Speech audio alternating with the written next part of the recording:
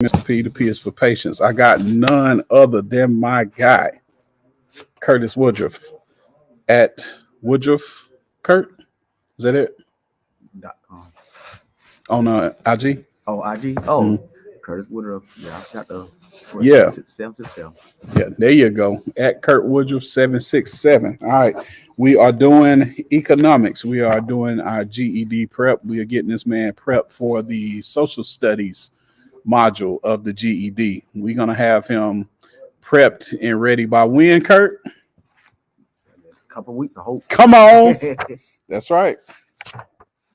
So, yeah, we're going to get into it. So, we talked yesterday about basic economics concepts. We're gonna catch all of that back up, okay?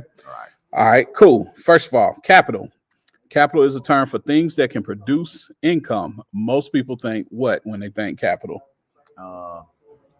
If I said I need the capital to start a barber school, what would you think I meant? I think Clipper.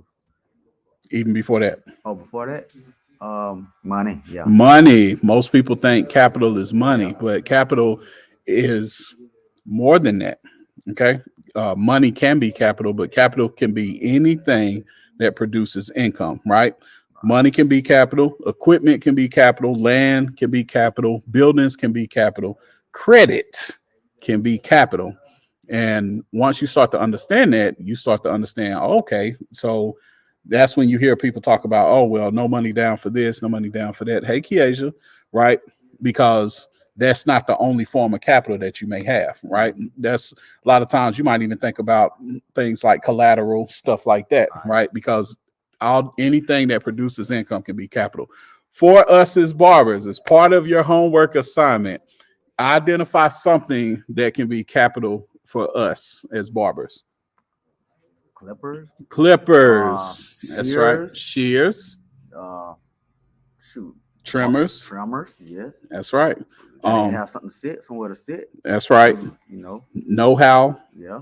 Our education as barbers. Right. All of that stuff. Capital. All of those are sources of capital. At any point, did we say money?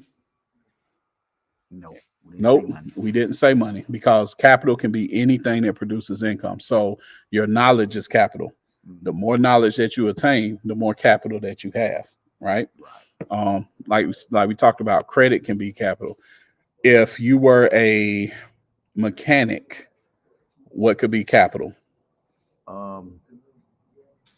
The tools you had to have. The tools that you got, the tools and the knowledge to use them. The knowledge, yeah. Yep, the tools and the knowledge to use them, that can be capital. So you can come out here and you can get started without money. And people always talk about, oh, well, you got to have money for this. You always got to have money for that. No, you need capital. It's not the same thing, right? So if I'm a barber, you say, okay. If I'm a barber and I have the clippers and the know-how, I got capital. I can go anywhere where somebody needs a haircut. Hey, I got clippers. I know how to use them. Right. Guess what? The knowledge and you got the clippers. You got the knowledge and you got the clippers, right? Money can be capital, equipment, land, buildings. Businesses invest capital in order to create goods and services to sell for profit. So once I start using these, now we're talking about goods and services that I'm selling for profit, right? Capital by itself cannot create value.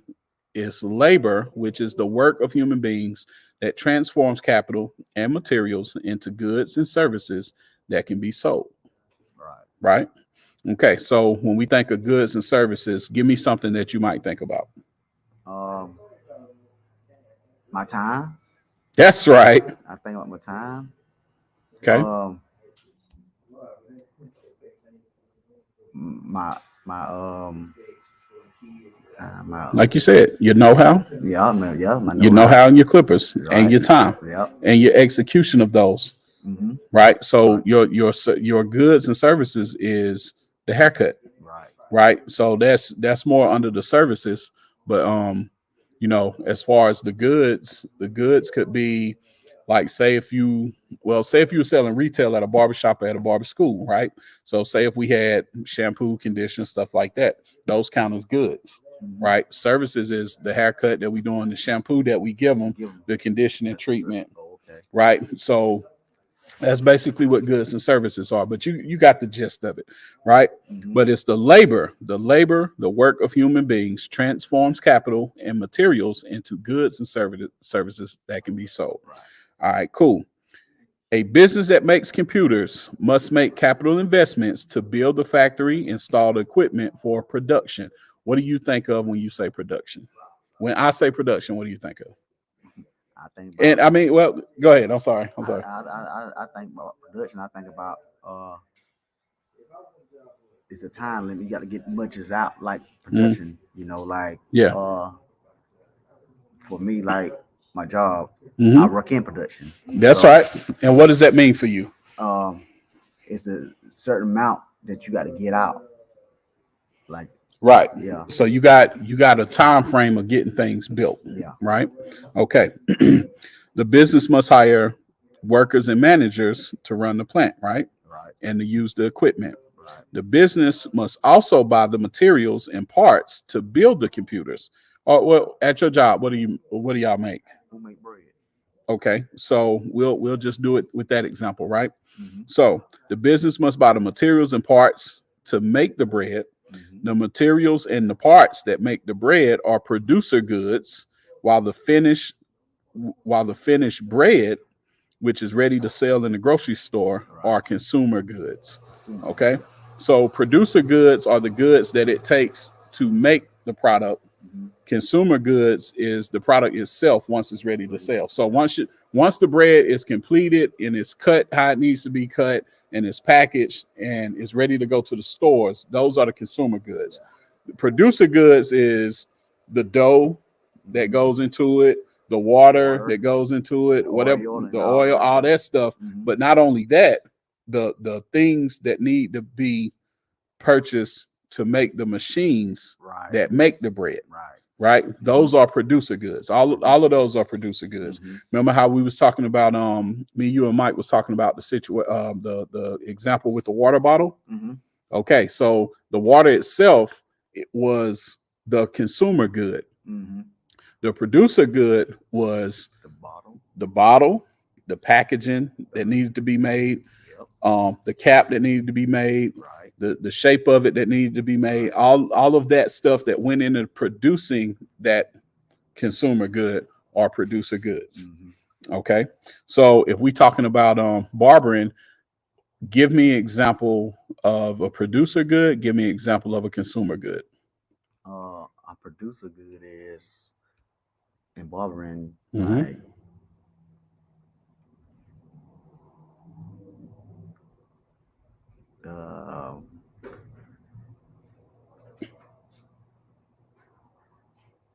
got to have, like, just say you come in and want a haircut, okay? Like my clippers, that's the producing, right? Technically, yeah. All right. But I'll make it even easier for you. I didn't mean to cut you off. I'll make it even easier for you. So the blade itself, when it's not being used, is a producer good. Right. Just the blade. If I took the blade off of the trimmer, that's a producer good. Right. Okay. But the haircut that I complete by using the trimmer blade in tandem with all the other stuff is a consumer good. Okay. All right. Let's see. Not all businesses make or build objects. Some businesses create value by selling intangible services to their customers, such as an employment agency that offers the service of matching people with jobs. Right. Okay. Makes sense. You with me so far? Is it anything you wanted to ask me questions about?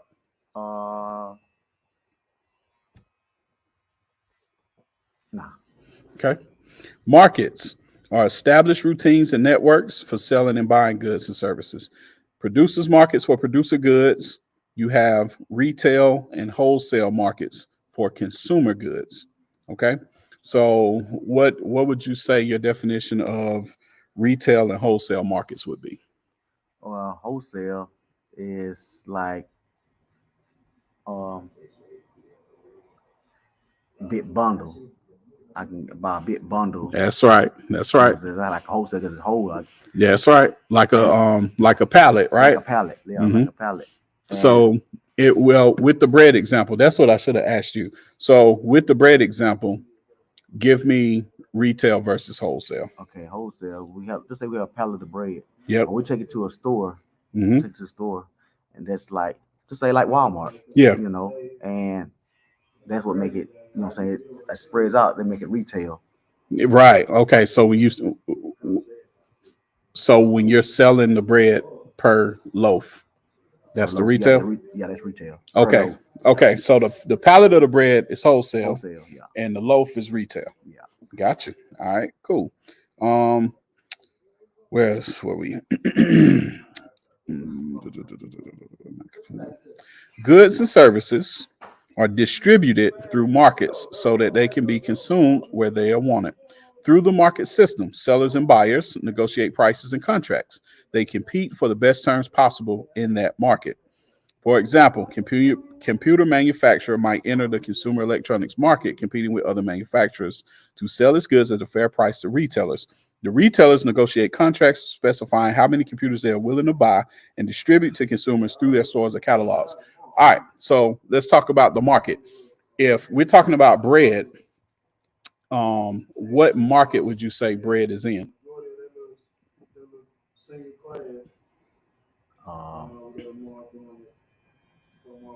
Or let's make it easier. Give me a market. It ain't got to be a specific one, but give me a market that bread would be in.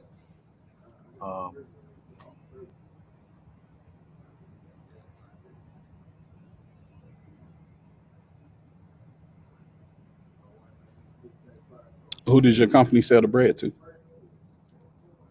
Right. I'll get ready to say the store, but that's fine. No. Yeah, the stores. They sell like to Arby's, Popeyes. Yeah. Okay. So restaurants is a market for your bread, but grocery stores are a market for your bread.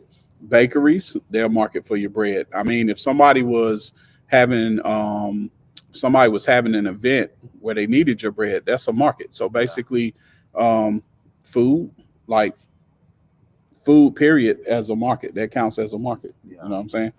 Right. And sellers and buyers negotiate prices and contracts. They compete for the best terms possible. So when they're competing on terms for, say, wholesale, because they're going to set the price retail. Right. So that's what they got to figure out in basic economics, right? And then last but not least, we have supply and demand. How prices are determined in the market system. In economics, price is related to supply and demand. Sellers need to earn money on the goods. Buyers want to spend as little as possible. When the supply of something is large, what do buyers do? If the supply is large, the buyers do what? Ken, what's up, bro? What's up? Buyers large? Yeah. The sellers? No. When the supply. So let's say you got a large supply of bread, and somebody wants to buy the bread from you. What are they looking for as far as price? Are they looking for a higher price or a lower price? Lower price. They're looking for a lower price. That's right. When the supply of something is large, buyers shop around looking for the best price, and sellers lower their prices in order to move their inventory. Okay, so if you got a big supply and you need to get this sold, you're going to lower your price. Right? Makes sense? Okay. On the other hand, if a product is scarce, meaning there's not a lot of it, what happens? They're going to up the price. That's right. So, as a barber, if haircuts are scarce on Thanksgiving, what are we going to do to them prices? Them things going up, right? Jay, say somebody wanted to cut on Thanksgiving when haircuts are scarce. How much are you charging? Are you charging less than you normally charge, or are you charging more than you charge? Woo! That man said triple. Okay. If a product is scarce, buyers are less able to shop around, and sellers can raise their prices. Okay. Let's say Florida had a hard freeze season, and fruit growers, they lose their citrus crops. The price of oranges is going to go up because it's harder to get them. It's harder to find them. Okay, that's because there are fewer oranges to buy and fewer sellers to buy them from. So those sellers can charge more. All right. And last, supply and demand most clearly influence price in a free market economy. The U.S. economy operates primarily, but not completely, as a free market. For example, governmental price supports ensure that farmers can sell certain agricultural products at prices that allow them to earn a profit. What's up, big dog? How you doing, man? You got any questions on any of those? All right. That's the post today, man. Okay. Yeah. That's how I said it. We was just going in tandem with what we did yesterday, what we talked about yesterday. Okay. Yeah. What we'll probably go over the U.S. economic system, and we'll just add a little bit to that. Yeah. All right. I ain't know nothing about no economics. None. No, you know more than you know more than you think you do. You just maybe didn't have the terms, but you know, if somebody wanted a haircut on Thanksgiving to up their price, Right. you know, hey, straight like that, shit, you better up their price. Right. We ain't playing around up in here. But on the flip side, if you got an endless supply, you can lower your price because you got so much of a supply. Matter of fact, let's talk about something I got an endless supply of, which is digital products, right? Mm-hmm. Because I got the class, I got it put together, I got everything that they need. Case in point, the Barber Starter Pack. Yeah, you thought I wasn't going to talk about this? I'm getting y'all. Everywhere I go, I got an endless supply of the Barber Starter Pack. So guess what? I can sell it for the low. Mm-hmm. Now, the question is, how low am I going? Well, the lowest I'm going, $47. You ain't getting it. Listen, I go any lower than that, I'm just giving it to you. Can't beat it. Y'all tripping, man. Everything y'all need to get started in barbering, the Barber Starter Pack. That's the name of it. That's why it's called that, to get you started. Okay, everything you need to initiate and execute your first haircut. So we talking about everything from a basic level that you need: grips, hair stream analysis, holding the clippers, operating the clippers, the difference between clippers and trimmers, et cetera, et cetera, et cetera. Principles of pressure, everything you need to get started. And this man can attest to you right now, like, I ain't just going to give you anything. I'm going to give you something that you can use, and I'm going to give you something that can put you in a position to start making money. Okay. But we're going to get out of here. I'm your instructor, Pierre Huey, aka Mr. P. The P is for patience and perseverance today. All right. We're going to see y'all soon. Peace. Excellent job, Mr. Curtis.